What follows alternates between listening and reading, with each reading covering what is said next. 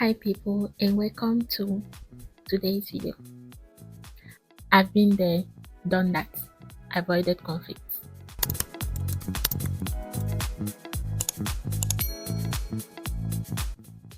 So the other day I came across a quote, and I think it was because I was researching a lot about those kind of stuff, but I came across a quote that was saying that I was taught that silence kept the peace, but whose peace is it keeping? I related to that quote a lot because I'm like fully aware that I am a person who I keep things inside me a lot, and I tend to avoid conflict a lot. I don't like having hard conversation because I think that it keeps the peace. Basically, I like to think that I'm a chill person. For example, I don't like to debate with people. I don't like to debate with people. Like if I am in, let's say, in a friend group and we are discussing a topic, usually people like to express their opinion a lot, like debates, but I don't enjoy doing that because because I don't like conflict. I see it as conflicting, like disagreeing with someone else's opinion, which I don't think it's the same, but my brain just registered it like that. Let me drink a bit of water. I saw that quote right and I was thinking about it. People will say that oh, you are keeping silent, but it is not keeping your peace. It is just keeping the other person's peace. But I would like to give like a realistic, based on my opinion, version of like what I think is happening, right? Let's take it into the two point of view. So for the person who is staying silent about what is disturbing them, it is keeping the peace in a way that there is no conflict. Second, they don't have to go through like any hard conversation to resolve the conflict. And then I've also noted down that there's a fear of losing the connection. So they just the connection is still there. So they feel like this.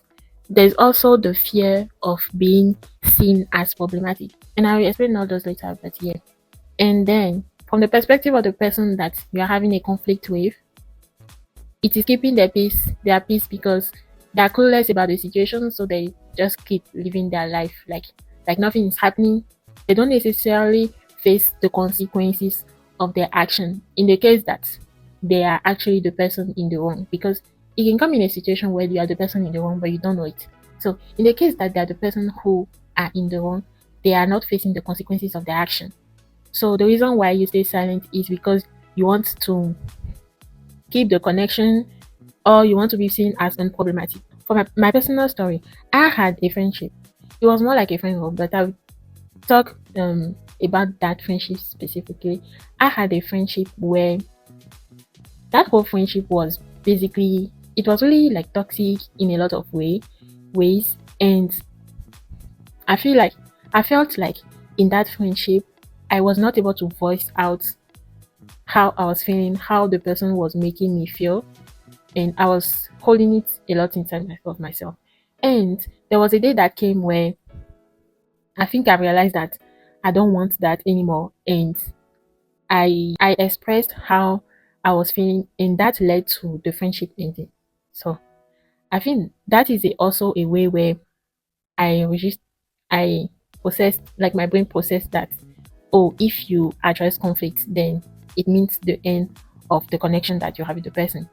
And the second point about being seen as unproblematic, I take the example of like being in maybe like a romantic relationship with someone. Let's say, for example, that you start talking with the person, you or the person, you might want to share like experience that you've had in the past. So imagine you explain to the person that, oh, your past relationship was in this, was in that, they were always putting up arguments or and stuff like that. I think that unconsciously, like the new person that you are talking to wants to be like unproblematic. I don't know how to explain that better, but like basically they don't want to be like your past relationships. So what made me came into the realization that I avoid conflict.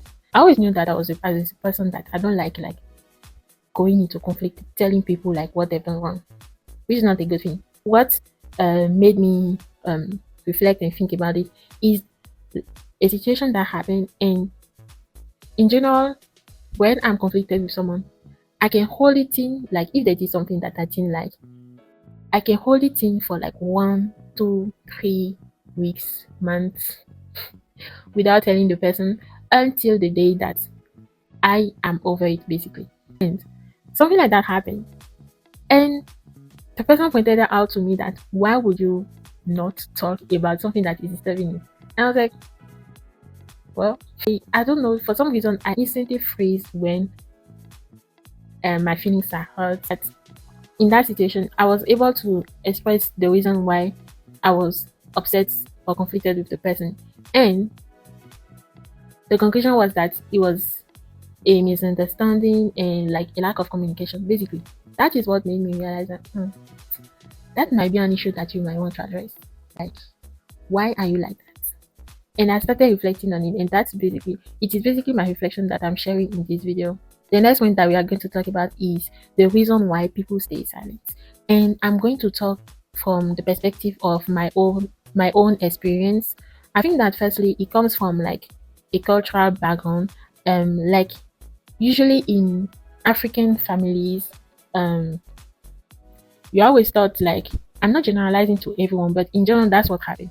You always thought that you shouldn't go against what the grown-ups do, what they do.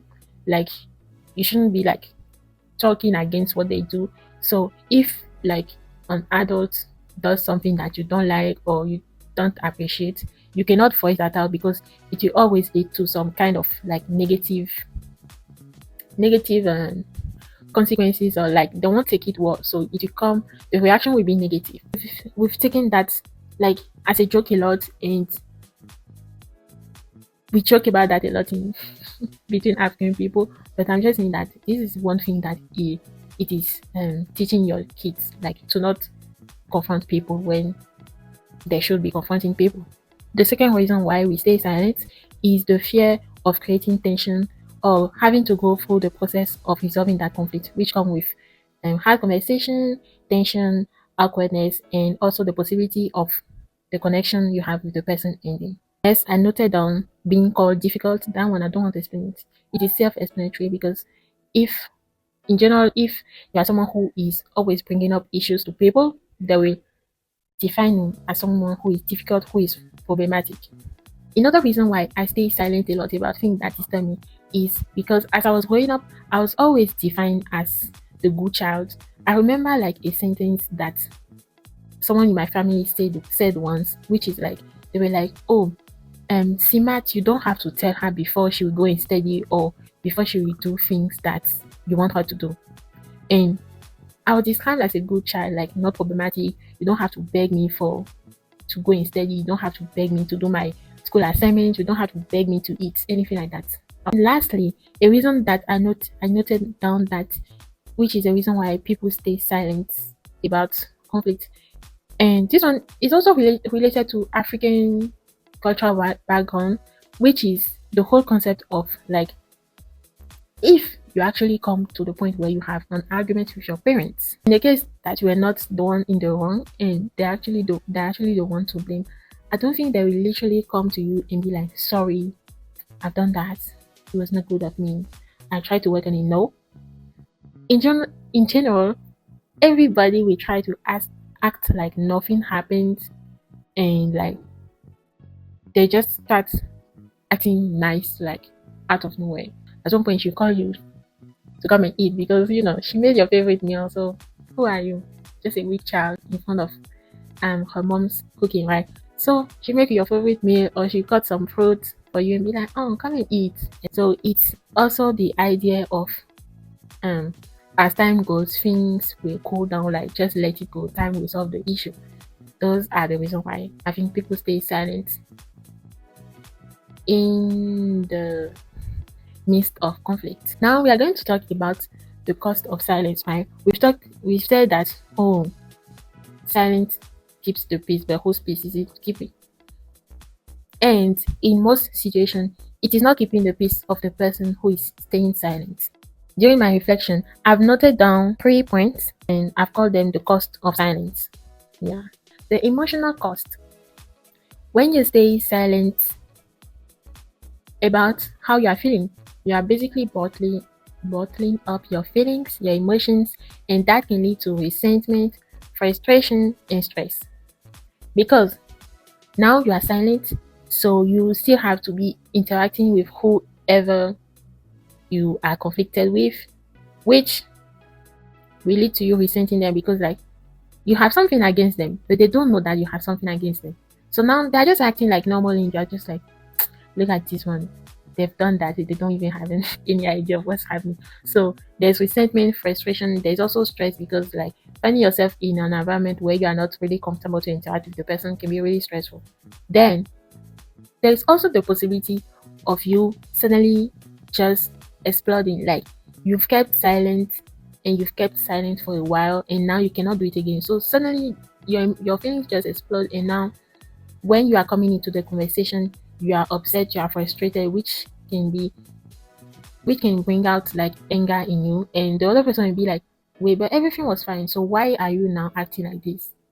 Next, there's the relationship cost because um your silence can start to create distance between you and the person that you are conflicted with, and also it can create a fake peace or fake relationship, and you're also fake because you are not fully being yourself in the relationship because there's something that were left unsaid. Lastly, there's the cost of there's the cost lastly there's the cost of self because like when you are silencing yourself, it's basically like you are losing yourself in the relationship. Like you lose self-respect because you are not able to voice out your opinion.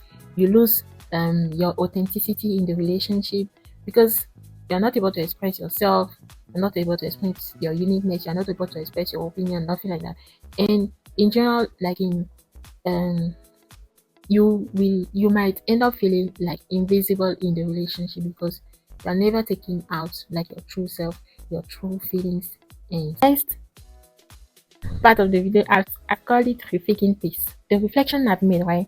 So about peace, you have to define what to be able to decide whether you should address the issue or not address it.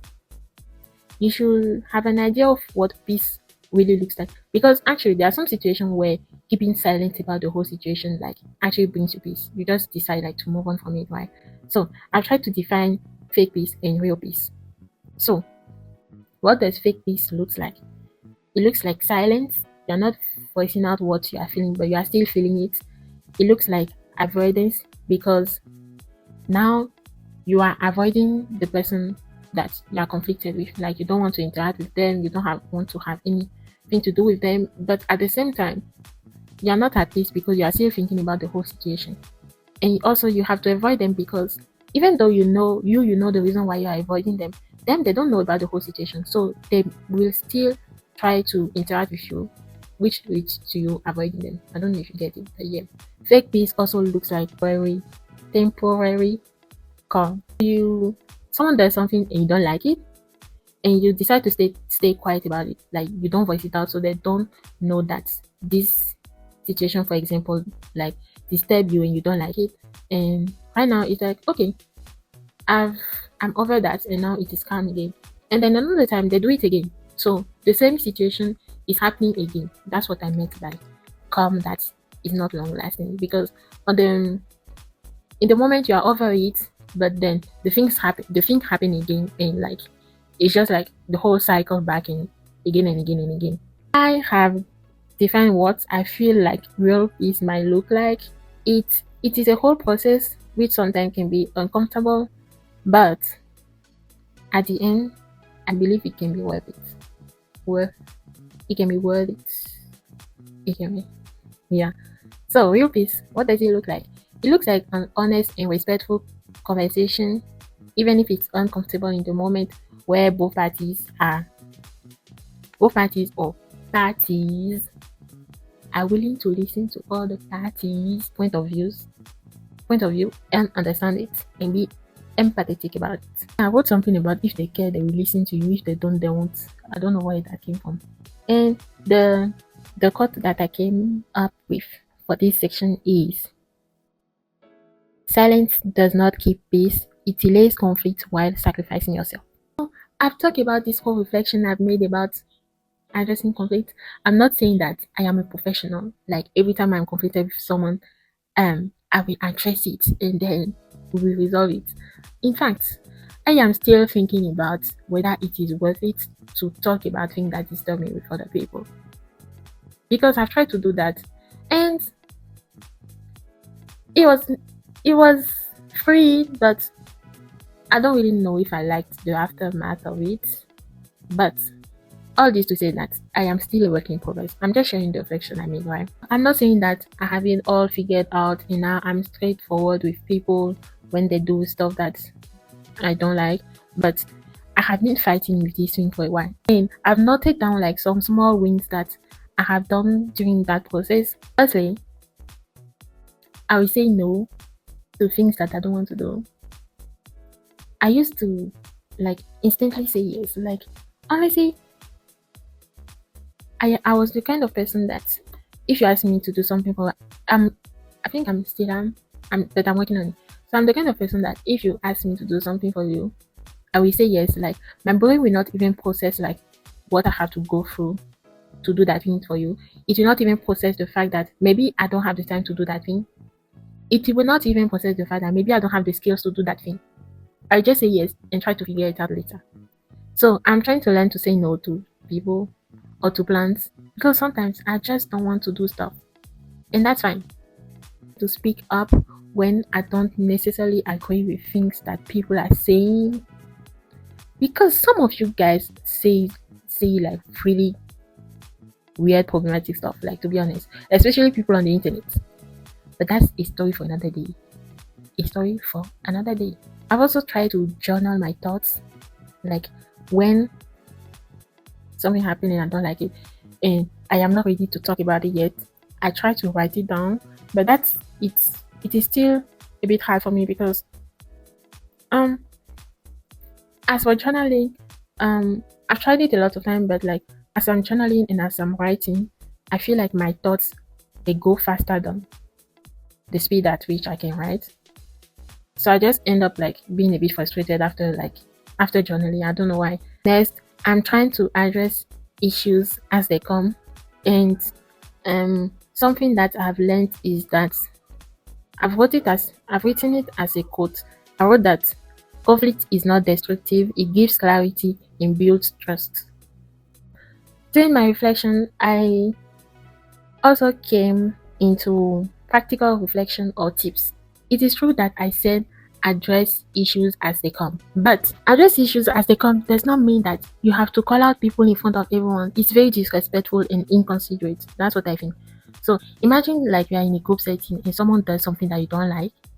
You don't have to instantly like be at them like I didn't like what they did. Maybe you can stay chill during like the whole group interaction, and then when you find yourself in an environment like in a private environment with the person, you can explain to them that okay, this thing that you did, I didn't really like it.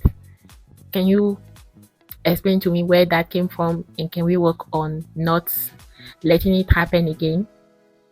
Also, before you actually address issues, you can ask yourself, okay, if I stay silent, who benefits from it and who will suffer? What does it mean to me? What does it do to the friendship or relationship? I'm saying it in a way that sometimes people can do things to you that you what does it mean to you? It means that you will talk about it and you believe that the friendship or the connection can go over it. Or there can also be some situation where okay, they've done that and they've done that before and you've talked to them about it and they've done that so many times again. So maybe this time is the last time and you don't want that connection anymore. That's what I mean by what does it mean to me. When you're in the process of addressing the issues, right, there are some ways to express it. So I wrote to use I feel statements so that it's not like you are automatically accusing the person, like I feel. So it puts the story in a way that okay, this is what happened and this is how I experienced it. I'm not saying that oh, this is what happened and I know that that is how you wanted me to experience it. So it is not accusatory and then the person is just defensive about the whole situation. When addressing conflict, I know that conflict is a really negative word. So sometimes when you think about conflict, you usually think about like people arguing, like shouting and stuff. But you can address conflict like in a kind, respectful and honest way, like a calm way where nobody's shouting at the other person, Nobody is insulting anyone. You don't need to shout. You don't need to turn the whole thing into an argument. It can it can happen that it will it will become an argument if the other person doesn't want to listen to whatever you are saying, or if the other person is being toxic. Honestly, it can turn into an argument. But you don't need to address it as an argument, like a situation where you have to be shouting at each other, you have to be disagreeing with each other and stuff like that. So just coming back to the quote at the beginning, how we can change the quote is that silence may keep other people's peace, but it often steals yours. So that is it for me for this video. I've been there, done that, avoided conflict. This sounded so good.